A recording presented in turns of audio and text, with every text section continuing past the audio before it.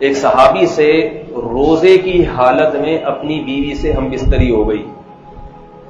مسئلہ یہ ہے کہ روزے کی رمضان میں کے روزے میں اگر زوجہ سے ہم بستری کر لے، مکمل ہم بستری اگر ہو نا، پھر کفارہ ہوتا ہے۔ تو 60 روزے رکھنا لازم ہے۔ سمجھ رہے کتنے روزے؟ 60 روزوں کی طاقت اگر نہیں ہے، مثلا کوئی بوڑھا ہے بیمار ہو جائے گا، تو پھر وہ 60 مسکینوں کو 2 ٹائم کا کھانا کھلائے۔ ایک صحابی سے یہ کام ہو گیا، نبی صلی اللہ علیہ وسلم کے پاس آئے، یا رسول اللہ، اور بڑا دلچسپ واقعہ ہوا کہ میری زوجہ جو تھی وہ کہیں جا رہی تھی تو ان کی پنڈلی نظر آ گئی اور میں بالکل بے قابو ہو گیا۔ یہاں تھوڑی سی حیا کے خلاف بات ہے، لیکن ایک بات بتا دوں، یہ جو انٹرنیٹ پر بیہودہ چیزیں دیکھتے ہیں نا آج کل لوگ، فلمیں، فحش، اس سے سب سے بڑا نقصان پتہ ہے کیا ہوتا ہے؟ انسان کی اپنی بیوی کی طرف رغبت کم ہو جاتی ہے۔ اس نے اتنا کچھ، اتنے ڈیزائن دیکھ لیے ہیں کہ اب اس کو اپنی بیوی پھیکی سی معلوم ہوتی ہے، بیزار ہوتا ہے کہ اللہ کرے یہ ٹرک کے نیچے آ کے مر جائے۔ بچوں کی ماں ہونے کی وجہ سے تو تھوڑا خیال کر رہا ہوتا ہے، لیکن جو ایک اللہ نے مرد کی عورت کی طرف رغبت رکھی ہے، میاں بیوی میں تو ایک بہت بڑی وجہ یہ بھی ہوتی ہے، وہ رغبت ختم ہو جاتی ہے۔ یہ اس آدمی کو دنیا میں عذاب ملتا ہے جو حرام کاریوں میں اپنی نگاہوں کو برباد کرتا ہے۔ اس کی مثال ہے، آپ باہر جائیں اور کبھی بہاری بوٹی کے قریب سے گزر رہے، کبھی شامی کباب، اتنی خوشبوئیں آ کے گھر کی دال اچھی لگے گی آپ کو؟ ہے بھائی؟ اور آپ کے پاس وہ پیسے ہیں نہیں اتنی بوٹیاں خریدنے کے، تو بہتر نہیں ہے کہ آپ ایسے ہوٹلوں کے قریب سے گزرے ہی نہیں، آپ کے ناک میں خوشبو ہی دال کی جائے تو آپ کو وہ دال اچھی لگے گی، پھر اس دال کھانے میں وہ مزہ آئے گا آپ کو جو ایک امیر آدمی کو کباب کھانے میں آتا ہے مزہ۔ تو حرام کاری کرنے والے آدمی کا گھر تباہ ہو جاتا ہے، کیونکہ اس کو اپنی بیوی کی طرف رغبت نہیں رہتی۔ اب دیکھو، صحابہ کرام نظروں کی حفاظت کرتے تھے، تو زوجہ کی پنڈلی نظر آئی ہے، وہ کہیں پانی وانی میں کہیں گزرنی ہوگی تو انہوں نے اپنی پائنچا تھوڑا سا اوپر کیا تو وہ پنڈلی نظر آئی، تو بے صبری، یعنی مطلب یہ کہ برداشت سے باہر معاملہ ہو گیا۔ تو یہ کتنی رغبت تھی، آج ہے کوئی؟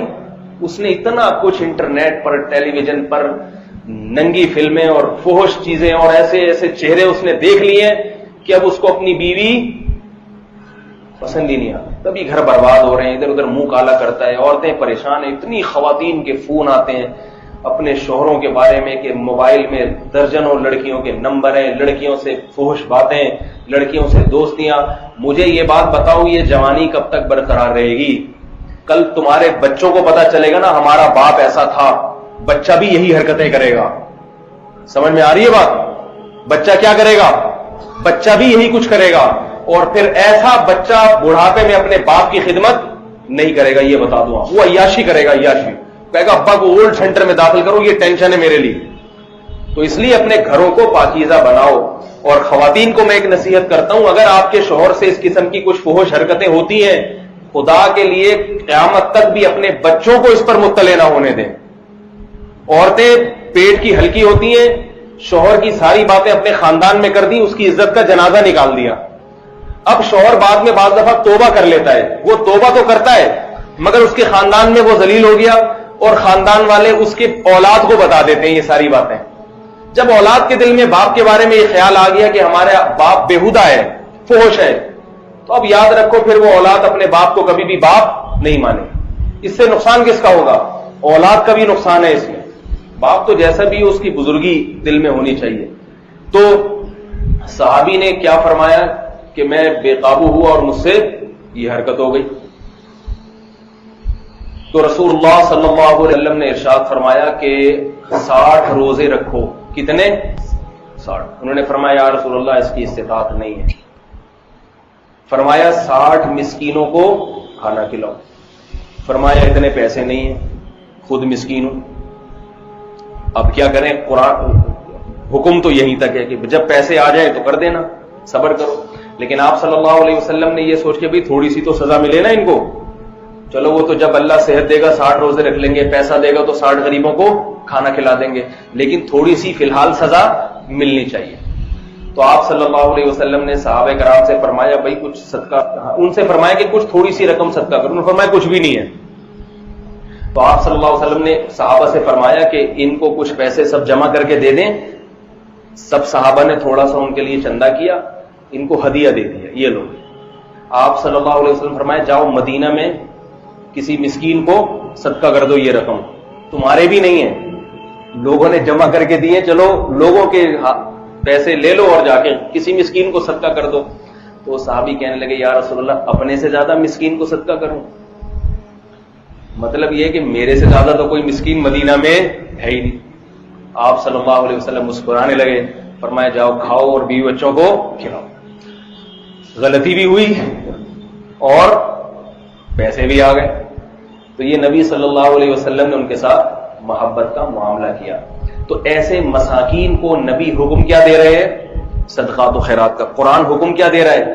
والدین پہ خرچ کرو، رشتہ داروں پہ، غریبوں پہ، مسکینوں پہ. کیوں بتا رہا ہے قرآن کہ بھائی جتنے ہو اسی میں سے کر دیا کرو، اسی میں سے کر دیا کرو. حدیث میں آتا ہے رسول اللہ صلی اللہ علیہ وسلم نے فرمایا اتقوا النار ولو بشق تمرۃ، جہنم کی آگ سے بچنے کی کوشش کرو. یاد رکھو اللہ کے غصے کو صدقہ جتنا ٹھنڈا کرتا ہے نا، اتنی کوئی چیز ٹھنڈا نہیں کرتی. جب کوئی انسان گناہ کرتا ہے نا، اللہ کو غضب آتا ہے، تو اللہ کے غضب کو ٹھنڈا کرنے کے لیے سب سے بہترین نسخہ کیا ہے؟ توبہ تو ہے، توبہ تو فرض ہے. توبہ کے علاوہ دوسری چیز صدقہ کر دے، کسی غریب کو کچھ پیسے دے دے، اس سے اللہ کا غضب، غصہ کم ہوتا ہے اللہ تعالیٰ.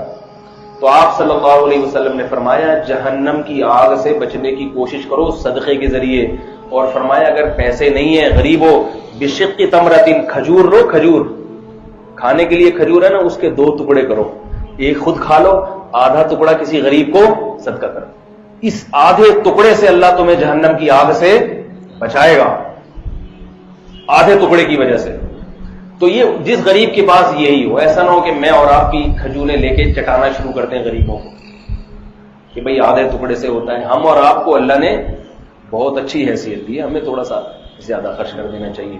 اور خرچ کرنے سے مال بڑھتا ہی ہے. آج تک کسی کا مال کم نہیں ہوا. اللہ کے نبی صلی اللہ علیہ وسلم نے فرمایا کہ صدقہ کرنے سے کبھی بھی مال کم نہیں ہوتا.